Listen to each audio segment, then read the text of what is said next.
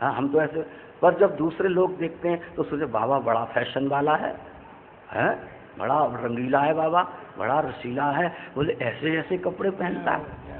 तो लोग तो ये कहेंगे, लेकिन उसे क्या मालूम ये बावटा है, जो पहना दिया वो पहन लिया बेचारे ने। वो तो भक्तों की बातों को मानता है महाराज। तो उन महात्माओं को हमने कहा कि महाराज जब मिले हमसे तो उन्होंने सारा सुनाया हमको। तो हमने कहा महाराज, तो लोगों को हमने कहा कुछ आनंद लेने के लिए, अरे भाई तुम भी इस महात्मा से कोई विद्या सीख लो। हमने भी कहा कि महाराज हमें भी ये सिखा दो, जो तुम्हारे पास विद्या है, जो बूटी है।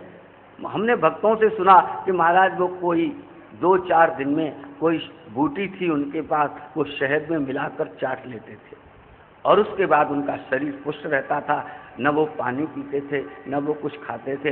तो हमने महात्मा जी से आग्रह किया, महाराज ये बूटी हमें भी दे जाओ, हम भी अपने महात्माओं को चटा दिया करेंगे, ये भंडार का चक्कर खत्म हो जाएगा यार।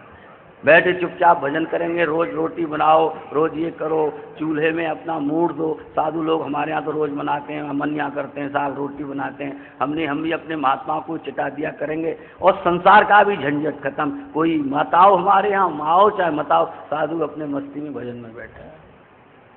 महात्मा जी हंसने लगे। हमने कई सेवकों को बोला तुम भी ये विद्या सीख लो, बाबा जी घर में आए। तो उन्होंने बड़ी अच्छी बात कही, समझदारी की बात। बोले बेटा ये ऐसी चीजें ऐसे नहीं, ये जहाँ हम लोग रहते हैं वो बहुत ठंडा देश है, ठंडा स्थल है, प्रदेश है, और हम बूटियों का बचपन से अनुभव करते हैं।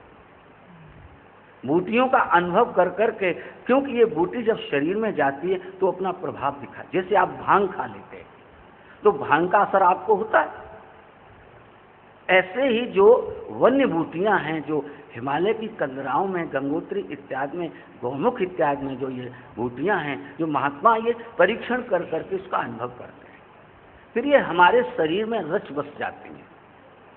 तो हमारे शरीर में रच बस जाने के, जैसे आदमी कोई भांग खाता रहता है तो इतना बड़ा गोला खाने लगता है तो भी कहता है यार मुझे नशा नहीं होता, क्योंकि उसके शरीर में वो भांग रम जाती है और उसे फिर नशा नहीं होता। तो बोले ऐसे ही ये जड़ी बूटियां हमारे शरीर में रच बस गई हैं, इसलिए हम ये बूटी लेते हैं तो हमारी ऊर्जा भी बनी रहती है और हम इन क्रियाओं से भी बचे रहते हैं। निरंतर हम अपनी साधना और भजन में लगे रहते हैं। तो वन में ऐसी, तो ये योगियों का विषय है।